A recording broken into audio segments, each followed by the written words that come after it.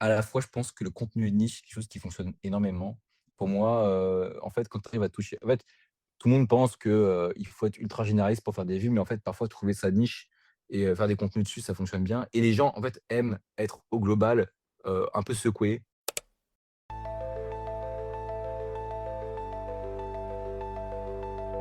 Bienvenue dans Deep Media, le podcast qui décrypte les médias à l'heure du numérique. Je suis Julien Bougeot, consultant social média et IA générative, mais avant tout passionné et curieux de l'univers média depuis plus de 15 ans.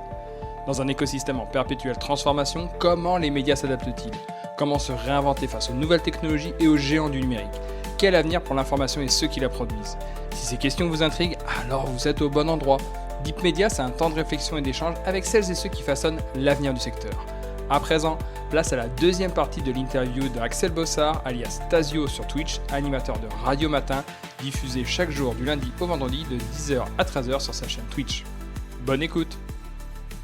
D'ailleurs, ce contenu radio que tu exploites sur Twitch, donc là tu l'exploites en mode React, comment est-ce qu'on peut imaginer aussi d'autres formes pour utiliser ce contenu, pour le faire vivre sur Twitch, pour le développer, en proposer d'autres lectures, en proposer d'autres alternatives? Tu as déjà des pistes comme ça avec le bureau des idées? Là, si on switch un petit peu sur la partie bureau des idées, comment est-ce que c'est un petit peu imaginé de ce côté-là? Pour moi, je pense qu'on peut éditorialiser encore plus les émissions, par exemple, faire des émissions spéciales. Ça m'est déjà arrivé, hein, de dire, par exemple, ce matin, on fait une spéciale, je sais pas, intelligence artificielle et tout. Au tout début de l'année, j'avais fait par exemple et du coup, je vais choper plein d'émissions différentes sur l'intelligence artificielle et on va écouter ça. Je pense que ça, c'est super cool. Je pense qu'on peut aussi s'allier avec des personnes, moi, par exemple, imaginons, bah, tiens, émission sur l'intelligence artificielle et ben je reçois quelqu'un dans son expertise, on écoute les contenus ensemble et en fait, moi aussi avoir un expert avec moi pour réagir à ça et bah, ça peut permettre du coup de créer de l'interaction sur les contenus encore plus, des débats. Je trouve ça très cool aussi potentiellement. Même un invité qui serait, par exemple, une célébrité, on peut se dire: «Bah, moi du coup je fais une veille sur, ce qu'il aime et cetera, des moments de sa vie» et en fait je vais utiliser, les contenus qu'on a en interne, comme base en fait pour lui poser des questions. Un peu ce que fait Élise Lucet par exemple avec, Mmh. son aventure sur YouTube, tu vois? Et Ouais. les archives qui font de cache investigation et cetera et je trouve qu'on est vraiment là-dedans quoi. Ouais, je pense qu'on peut aller là-dedans, tu vois? Moi, par exemple, pour Halloween, j'avais proposé une spéciale où, le soir, du coup, j'avais écouté des histoires un peu, qui font peur et tout, tu vois? Des histoires un peu stressantes, avec des amis qui étaient venus avec moi en live justement pour qu'on puisse réagir, se faire peur et tout et c'était marrant et je pense qu'il y a plein de possibilités. Après, c'est vrai que le format audio, je trouve, peut être parfois un peu compliqué à suivre sur Twitch Mmh. parce qu'il y a il manque un support visuel. Pour tout te dire, moi, à la base, quand j'ai eu l'idée du format, c'est parce que j'avais vu, un streamer qui s'appelle Kameto, écouter Affaires sensibles en direct, en jouant à Euro Truck Simulator, qui est un jeu de voiture, un jeu de camion, quoi Ouais. et à la base, moi, ce que je voulais faire, c'était du jeu vidéo en même temps que de jouer et au final, on l'a recentré sur le format React parce que, bah, pour mettre des pauses, pour, réagir et tout, c'est plus Mmh. simple mais je pense qu'il y a encore et ça, c'est pour moi, c'est une formule que je cherche encore, c'est comment est-ce qu'on fait pour que visuellement les gens restent sur Ouais. la je trouve ça attrayant. J'utilise beaucoup la mécanique de transcription de la plateforme qui permet de créer un espèce d'effet de suivi et tout, qui fonctionne bien. Mais, j'aimerais plutôt avoir un support un peu à la Luffy Girl, tu vois? Avec une espèce d'image en fond qui soit un peu agréable, qui pourrait presque servir de décor, d'arrière-plan, tu vois? Pour les personnes qui suivent mon live. J'y réfléchis, voilà. Après, c'est pas évident parce qu'il faut réussir à faire en sorte qu'on reste dans une émission qui soit de l'ordre de l'interactif et pas juste, de l'écoute Mmh. et du coup, avoir un décor comme celui-ci pourrait perturber tout ça. Mais peut-être trouver un jeu vidéo un peu chill, tu vois? Qui fonctionne bien, qui soit un peu neutre. Ouais. Pourquoi pas même un jeu vidéo développé pour l'occasion, j'en sais rien. Tout est possible aujourd'hui donc C'est vrai je me que pose toutes ces questions-là. avec de l'IA, on peut sans doute, créer des petits jeux qui peuvent être un peu personnalisés. Mais Très d'ailleurs, ça peut certainement. ça peut aussi être noué, alors sans doute c'est une réflexion parce que, quand même Radio France et de manière générale la radio a quand même beaucoup filmé désormais. C'est-à-dire que Mmh. quasiment toutes les émissions, et là on voit, France Culture notamment, sur YouTube je crois, fonctionne très, très bien en ce moment, si mes souvenirs sont Ouais. bons.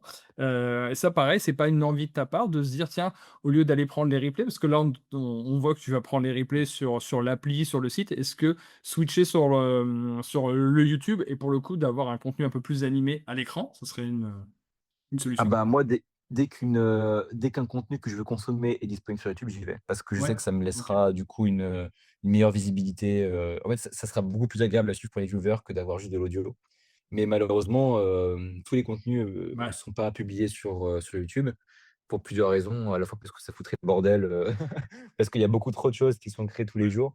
Mais c'est vrai que moi, j'adorerais pouvoir avoir accès à toutes les vidéos, en fait, de ce que j'écoute parce que je pense que ce serait plus simple. Mais, il faudrait je pense, créer une espèce de bibliothèque interne avec toutes les vidéos et ça me paraît être un peu compliqué, ce genre de choses. Pareil, donc dans ce bureau des innovations et cetera et là, c'est marrant parce que ça rejoint un peu une discussion que tu commençais à avoir avec de l'éditorialisation. Est-ce que tu as le sentiment aussi que la notion de programme, elle tend un petit peu à disparaître dans cet univers-là ou au contraire, elle se renforce? Parce que là, tu nous disais que, par exemple, toi, bah, des fois, tu peux faire une spéciale autour de différents thèmes. On a parlé d'Halloween, on a parlé de l'IA générative et cetera. Est-ce que tu as pas le sentiment qu'avec, voilà, une arrivée sur une plateforme comme ça, bah, c'est du contenu radio, c'est du contenu Radio France et on voit que d'autres médias aussi commencent à abolir un petit peu les marques, hein. Je pense notamment à France Télé qui, France Télé arrête Mmh. de communiquer sur France 2, France 3 et compagnie, ils communiquent sur France.tv. Est-ce que là, tu as pas l'impression que aussi les marques, bah, elles sont un peu fluides? Tu es pas forcément en train d'écouter du France Inter ou, du France Culture ou du FIP et cetera, est-ce que ça t'inspire? Alors pour le cadre du service public, je pense que c'est spécial. Je pense que par exemple pour toutes les autres, médias, ça va être différent, mais je pense qu'il y a un côté très identitaire à écouter le service public, tu vois? OK. Et ça pour le coup, que tu sois sur France Culture, France Inter, FIP ou autre, en fait, il y a une fierté d'écouter le service public aujourd'hui. Ça pour le coup, je pense que c'est important et que c'est effectivement un axe sur lequel on doit beaucoup plus communiquer parce que, moi le service public, je l'aime et je veux le défendre et je pense qu'il y a beaucoup de gens qui sont comme ça dans le chat. D'ailleurs, on a une espèce de petite blague, à Et chaque fin oui, de live, tu je finis. dis: «Vive le service public», c'est toujours le dernier mot que je C'est dis. ça. En tout cas, voilà, les parmi les derniers mots et les gens sont vraiment, très heureux de le dire. Bah, typiquement, quand tu parlais du fait tout à l'heure qu'en off, que j'ai participé à l'émission J+7, et dans J+7, dans le chat, j'avais des followers à moi qui arrêtaient pas de marquer, «Vive le service public» en majuscule et je pense que plus que la logique de programme qui disparaît, c'est peut-être, en tout cas pour le cadre de Radio France, la logique d'antenne, en tout cas via un Twitch, est moins importante. C'est-à-dire que moi, je fais rarement la distinction entre les différentes antennes quand j'écoute, tu vois? Il fait ma il En une matinée, je vais écouter, 3 contenus de France Info, 2 contenus de France Culture, 5 contenus d'Inter, tu vois? Et en fait, personne ne fait gaffe à si on écoute France Inter ou France Mmh. Culture ou France Info. Le plus important, c'est d'écouter, bah, «le service public» entre guillemets. Mais c'est parce que c'est la dynamique du RET qui est comme ça aussi, tu vois? Il y a pas, il y a pas ce besoin on va dire de séparer les antennes. Mais en dehors du format Twitch, c'est vrai qu'il y a toujours une consommation un peu identitaire, des antennes en mode, tu vas te revendiquer de quelle team tu es, un peu comme un Pokémon, tu vois? Genre en mode, «Ah moi je préfère Salamèche, je suis team Salamèche ou Bulbizarre» et bah, moi je suis team, France Culture ou je suis team, France Info, France Inter ou n'importe quoi, tu vois? C'est, n'importe quelle, antenne du groupe et c'est assez marrant de voir ça, mais en fait, c'est plus on fait partie de tous d'une même grande famille, tu vois? Et ça, les gens en ont bien conscience. D'accord. Intéressant. Il y a cette disparition des marques et en tout cas, il y a le fait de revendiquer aussi un petit peu son antenne.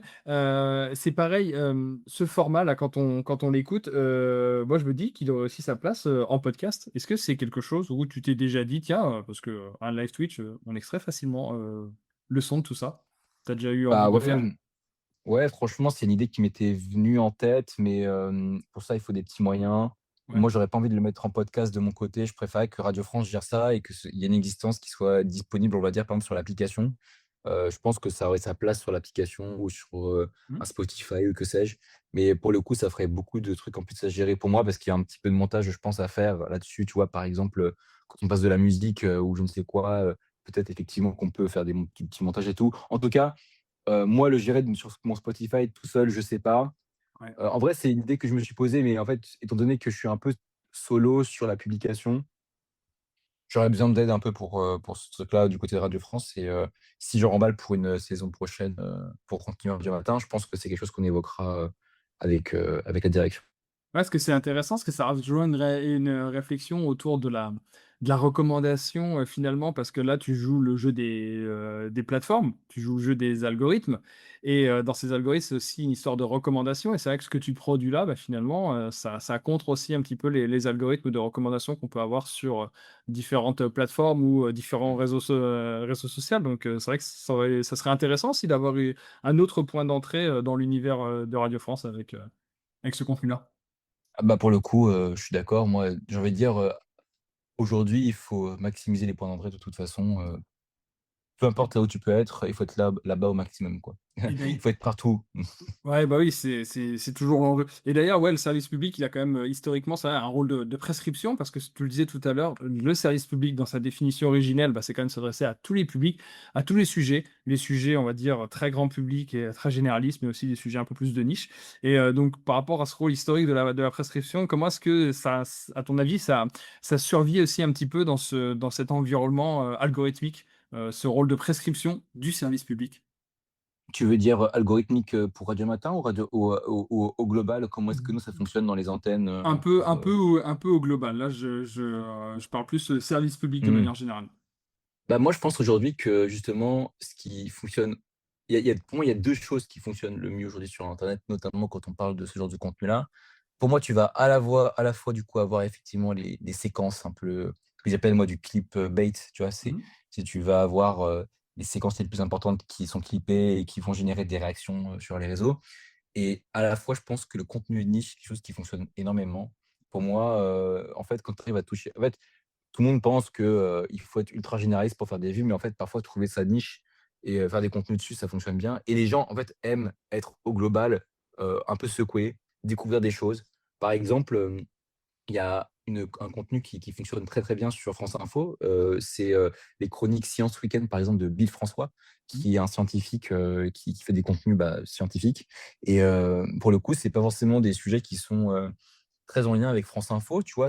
On n'est pas sur en fait, on est sur de l'actualité scientifique, un peu deep, tu vois? Avec des recherches, des découvertes et cetera et pour le coup, c'est des contenus qui, je trouve, marchent plutôt bien, notamment sur TikTok et en fait, ça montre qu'en fait, il y a de la curiosité et les gens aiment être surpris, aiment découvrir des choses et ces niches-là, elles ont justement souvent ce pouvoir-là. C'est quand on fait un contenu sur quelque chose que personne ne connaît ou qui justement adresse une actualité de niche ou je ne sais quoi et bah, souvent, au contraire, ça va faire des vues parce que les gens, aiment être surpris. Ils aiment ça sur les contenus comme ça. C'est je vais te donner un exemple, qui va au en dehors de ce qu'on fait, mais Mmh. moi récemment, j'ai découvert sur YouTube une chaîne qui s'appelle Aiguillage et qui fait, des centaines de milliers de vues en parlant de train.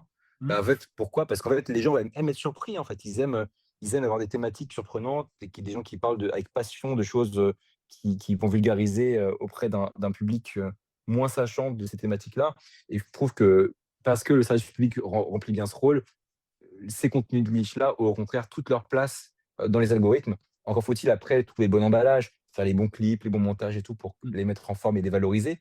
Mais pour moi, justement, ça a au contraire toute sa place dans les réseaux aujourd'hui, ouais. Et c'est marrant parce que ça entre peut-être aussi un peu en résonance avec notre sujet sur, la défiance, et qu'on peut, qu'on pointe du doigt, vis-à-vis des médias et cetera et c'est peut-être aussi en allant chercher dans ces sujets de niche, donc finalement des choses qui sont très, très proches, de l'audience, c'est-à-dire des choses qui vont vraiment résonner en eux, que finalement ces gens-là vont peut-être aussi reprendre confiance, vis-à-vis des médias sans forcément se poser la question: «Est-ce que c'est du Radio France? Est-ce que ça vient à droite ou à gauche?» mais c'est plutôt en travaillant vraiment ces espèces de micro-audiences et ces micro-segmentations et c'est peut-être là où il y a un apprentissage aussi de ces médias qui sont grand public, par rapport à ces algorithmes, de se dire, bah, c'est peut-être là où il faut aussi qu'on développe tout un tas de contenus, peut-être des contenus assez, légers ou en tout cas, pas forcément des contenus, très développés, mais qui vont s'adresser à ces micro-audiences sur des vraiment des sujets, de Ah, niche. c'est clair. Moi, par exemple, je crois énormément au fait de, je sais pas exactement sous quelle forme ça peut exister, mais je crois, par exemple, beaucoup au fait de créer un podcast, une émission qui soit dédiée aux routiers, aux chauffeurs Uber, aux taxis, et Mmh. cetera. Quelque chose qui leur parle à eux directement et qui les fait intervenir, pour parler de plein de sujets différents et je suis sûr que ça pourrait marcher parce que ça adresserait une niche, ça les ferait écouter ces programmes-là, dans leur voiture, dans leur Mmh. camion et je suis sûr qu'il y a moyen de passionner même des personnes qui s'y connaissent pas. Par exemple, une émission dans laquelle tu reçois, des camionneurs, des routiers, des motards, pardon, pas des motards, des taxis, Ouais. des chauffeurs et cetera et tu leur demandes de te raconter plein d'anecdotes et de résoudre tes problèmes, tu vois? Il y a ça peut exister, tu vois? Genre, Et mais j'y crois beaucoup. et je crois même que ça a existé par le passé, puisque dans une autre maison, une maison rouge, je crois qu'il y avait une émission qui s'appelait «Les routiers sont sympas». les C'est plus pas vieux, possible. les plus vieux auditeurs de ce podcast s'en souviendront peut-être, mais si, les routiers sont sympas, c'était une émission culte de RTL il y a pas mal de dizaines d'années. Mais effectivement, je te rejoins sur le côté, effectivement, les travailleurs de la nuit, de manière générale, effectivement, avoir des contenus qui soient prévus pour eux, parce qu'effectivement, c'est des gens qui sont, Ah voilà, bah, c'est clair. qui sont aussi des auditeurs, et on sait que la nuit, bah, il y a que des rediffs. Donc il y a pas de Et oui. il y a pas de nouveaux contenus. D'ailleurs, toi aussi, par rapport à ce que tu fais sur Twitch, tu as aussi fait un peu évoluer ton heure de diffusion. Maintenant, tu es de 10 à Ouais. 13. Auparavant, tu étais un petit peu plus tôt. Je crois que tu étais 8 à 11, si mes infos sont bonnes. Exactement. Ouais. Est-ce que, pareil, tu t'es posé aussi un peu des questions? Est-ce que tu te dis qu'une nocturne, pourquoi pas? Ce serait envisageable. Ouais, c'est envisageable, mais c'est plus pour moi, pour des questions de vie en général, que c'est un peu plus compliqué. Il faudrait voir ça. En fait, ça va dépendre en fait, aujourd'hui, ce serait envisageable, pour le coup, vraiment de le faire, je pense, parce que la journée, on va dire que je peux trouver du temps, mais dépendant de ce que sera ma vie l'année prochaine, pour la saison prochaine, et est-ce que je vais retrouver l'antenne, par exemple, bah, en fait, ça peut dépendre. Si, par exemple, je dois pas préparer une émission tous les jours, à midi, et en fait, avoir un podcast, à une radio matin, du coup radio soir, le soir, ce serait compliqué. Ouais. Aujourd'hui, effectivement, c'est possible parce que mon emploi du temps pourrait me le permettre, mais on avait voulu se faire cet essai-là parce que, en fait, il faut moins de concurrence sur ces horaires-là, tout simplement. Ouais. Que moi, je suis un tout petit streamer, que du coup, il y avait cette volonté, en fait, de se positionner à un moment où il y a moins de gros streamers. Parce qu'en fait, Twitch fonctionne beaucoup comme ça, une fois que tu as un gros streamer qui arrive, généralement, les audiences remontent vers lui, et en Mmh. fait, ça peut cannibaliser complètement ton audience. Du coup, pour moi, il y avait un enjeu à trouver un créneau où je serais le moins concurrencé possible. On avait commencé 8h-11h, c'était un petit peu tôt, et en fait, 10h-13h est une très bonne horaire parce que ça m'a exposé à ce qu'on appelle des raids Twitch, c'est-à-dire, Ouais. des personnes qui, eux, finissaient leur matinale et qui m'ont envoyé des gens de leur communauté. Bah, typiquement, ça m'est arrivé cette semaine avec un streamer qui s'appelle Fils de Pub et qui Mmh. m'a, envoyé genre, je sais pas, peut-être 300 personnes, un truc comme ça, sur le moment. D'accord. Je me rappelle plus exactement du nombre, et du coup, c'est comme ça aussi qu'en fait, tu fais augmenter ton audience sur Twitch. Moi, d'ailleurs, Mmh. c'est grâce à un raid que j'ai acquis aujourd'hui la plupart de mes viewers récurrents, du quotidien, et qui reviennent constamment parce qu'en fait, c'est ce qui permet de donner de la force. Et malheureusement, quand tu lives en soirée, bah, en fait, souvent les gens font des lives de 20h à minuit, et en fait, du coup, c'est plus compliqué, je pense, à la fois d'avoir des raids, peut-être, mais surtout, je pense que ce qui est dur, c'est la concurrence, en fait. Ouais. Vu qu'il y a plein de gros streamers, en fait, bah, tu vas pas forcément suivre le raid vers lequel on t'a envoyé. Tu vas peut-être aller du coup vers ton autre gros streamer qui est déjà là. Alors que moi, 10h à 13h, on va dire que mon plus gros vis-à-vis au quotidien, c'est Clément Viktorovitch. Et, Ouais. et lui, pour le coup, on partage une communauté qui est très similaire parce que la première personne qui m'a raid, c'est son Mmh. monteur. Et du coup, D'accord. bah, c'est marrant parce que, quand il fait des lives, des fois, je perds mon audience, mais parfois, ça va même le faire augmenter parce qu'avant qu'il se mette à live, moi, je deviens un peu sa salle d'attente. Et du coup, ça fait D'accord. que les gens, avant d'aller chez Clément Viktorovitch, eh ben, ils vont se poser devant mon live. Et puis, dès qu'il se met à live, boum, je vais baisser un peu mon viewer. Mais souvent, c'est le moment où moi, je finis mon stream. Et du coup, bah, c'est très bien, j'arrive à passer le, à passer le flambeau, quoi. Ouais, d'accord, donc il y a aussi c'est marrant parce qu'on est dans un système quand même, de plateformes. On se dit que voilà, tout peut cohabiter, mais en fait, finalement, quand on est sur Twitch, on revient un peu dans une logique de grille et dans une logique de grille Ah, radio, c'est clair. télé, peu importe. Mais c'est drôle parce qu'on est quand même tu es quand même dans un univers qui est fortement digitalisé, et pour autant, eh ben, tu te poses des questions que se posent nos bons vieux, médias, linéaires et classiques. C'est assez, Et oui. le clin d'œil est quand même, assez particulier. Je reviens un petit peu sur le sujet, du bureau des idées auquel tu collabores. Est-ce que tu peux nous expliquer un petit peu, ou en tout cas nous donner quelques exemples concrets de projets qui ont abouti depuis ce bureau des idées, ou alors des réflexions structurantes qui vont aboutir, dans les semaines ou dans les mois à venir? Alors pour le coup, c'est, un peu compliqué Ouais, d'aller vers ce sujet-là parce que c'est depuis que j'ai lancé mes programmes, on va dire que moi je suis moins impliqué là-dedans, que ça me prend beaucoup plus de temps en fait d'aller bosser sur des sujets, en fait, en gros, ma radio matin me prend plus de temps aujourd'hui qu'avant. d'accord. Au début de l'année, j'étais beaucoup plus, affairé justement au bureau des idées. Aujourd'hui, c'est beaucoup moins le cas. Du coup, je pourrais pas forcément dire quels sont les projets qui vont fonctionner d'ici les prochains mois parce que c'est, un autre de mes collègues, qui aujourd'hui s'en charge, et moi aujourd'hui, la majeure partie de ma mission repose notamment sur Radio Matin, même si, au début de l'année, c'était moins le cas, mais vu que maintenant l'émission a réussi à trouver, on va dire, une forme particulière et qu'on a une communauté qui est récurrente, c'est plus compliqué, on va dire. Mais au début de l'année, moi, j'ai eu pas mal de réflexions sur sur des contenus, par exemple, qui ont pas encore vu le jour, mais qui sont des réflexions qui pourraient, pourquoi pas, aboutir dès l'année prochaine, des formats de live, notamment pour France Culture qu'on avait en tête, des choses comme ça. Moi, j'ai pu avoir aussi des réflexions sur la chaîne YouTube de France Inter. Comment est-ce qu'on fait pour l'améliorer? Parce que à la base, mon tout premier métier, c'est être social, créatif, stratégiste. Donc, OK. je conseillais des marques sur la façon de faire des choses sur les réseaux sociaux. Et du coup, bah, c'est quelque chose qu'aujourd'hui sur lesquels j'ai une grosse expertise aussi. Et du coup, bah, il y a eu beaucoup de réflexions stratégiques là-dessus aussi que j'ai pu apporter, on va dire, avec des recommandations qui ont été plus ou moins suivies d'ailleurs, hein. Ouais. Je pense qu'en fait, la mécanique de saison fait que c'est un peu parfois difficile de changer le cours des choses, Mmh. alors que la saison a déjà commencé. Mais je pense que les recommandations vont plutôt être appliquées quand elles sont, au cours de la saison d'après, parce que c'est là où il y a un peu, une remise en forme qui se recrée, des nouvelles dynamiques qui arrivent. Et d'ailleurs, est-ce que ça t'est arrivé aussi de, au sein de la maison ronde, de collaborer aussi un peu, plus avec, les équipes, des rédactions? Bah, on entend France Info, rédaction de France Inter, rédaction de Radio France ou même, les locales, hein, pourquoi pas aussi, le réseau ici, hein, pas forcément ou est-ce que tu étais plus avec, les directions d'antenne, mais sans le côté, rédaction?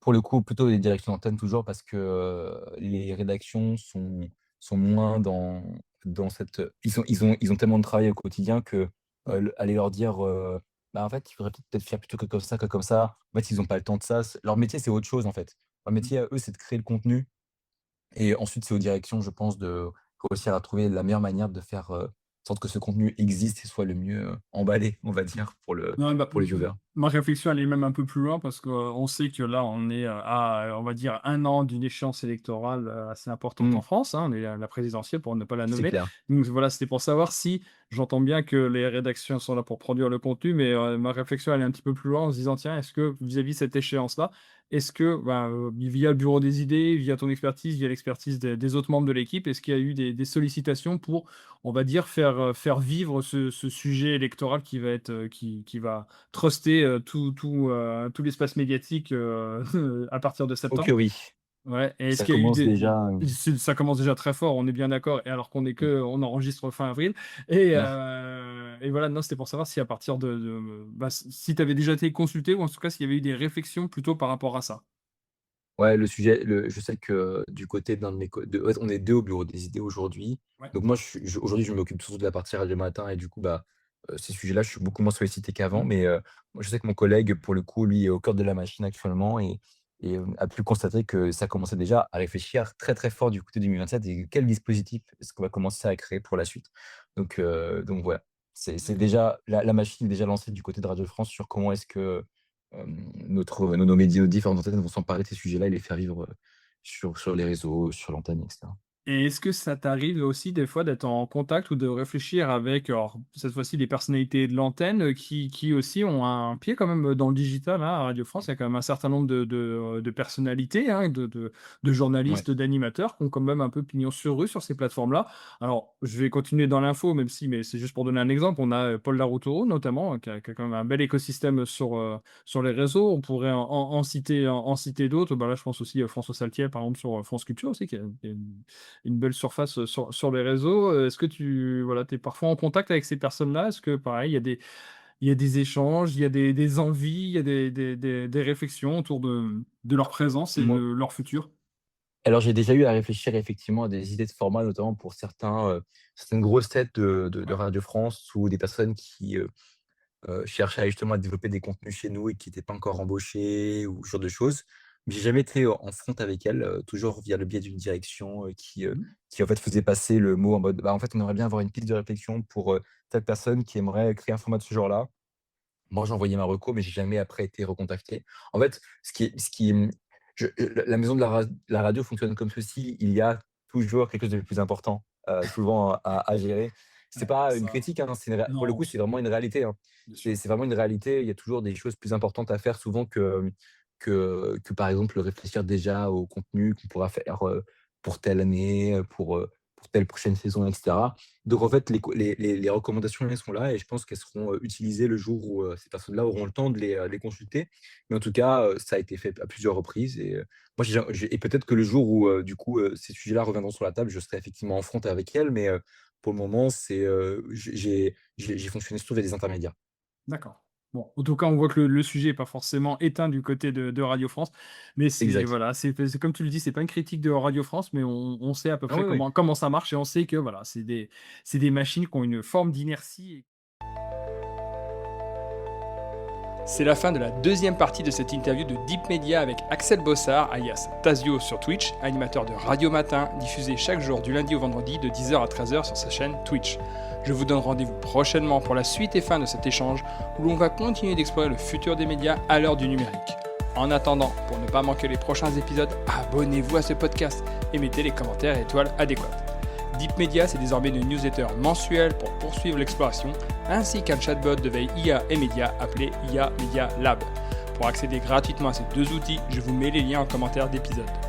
Deep Media est un podcast autoproduit par Follow Me Conseil, agence de formation et conseil stratégique spécialisée en IA générative et social media. À très bientôt.